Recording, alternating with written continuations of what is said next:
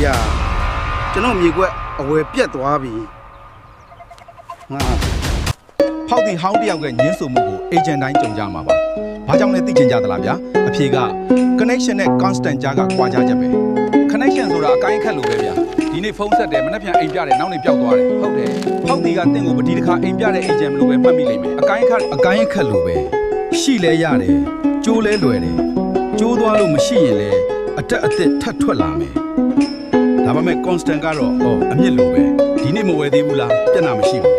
3လ6လကြာသည့်အထိဈေးကွက်သတင်းတွေမျှဝေပေးတယ်သူတို့မလိုအပ်သေးတဲ့အချိန်မှာတော့အဆင်ပြေရလာလို့မေးတတ်တယ်အဲ့ဒီအချိန်မှာဖောက်တဲ့စိတ်ထဲမှာငါအိမ်ဝယ်ရင်ရောင်းရင်ဒီလူစီပဲပြန်သွားမယ်ဆိုတော့အမြင့်လွယ်တဲ့ယုံကြည်မှုရသွားတယ်ဒါဆိုဘဲချက်ကပိုအရေးကြီးတယ်အောင်မြင်တဲ့ agent တယောက်က connection ရော constant ရောဒီနှစ်ခုလုံးရဲ့အရေးပါပုံကိုကောင်းကောင်းသိကြတယ်ဗျအကိုင်းအခက်မရှိရင်ဘာမှစတင်လို့မရတယ်လို့အမြင့်မရှိရင်လည်းရေရှည်မရက်တည်နိုင်ပါဘူးအဆုံးထိကြည့်ရှုပေးလို့ကျေးဇူးတင်ပါတယ်အိမ်ချမ်းမြေဘုဒ္ဓတွေကိုအဆက်မပြတ်တင်ပါမှာမို့ Global Nest Property account ကို follow, like and share လုပ်ပါကြပါဦးဗျာ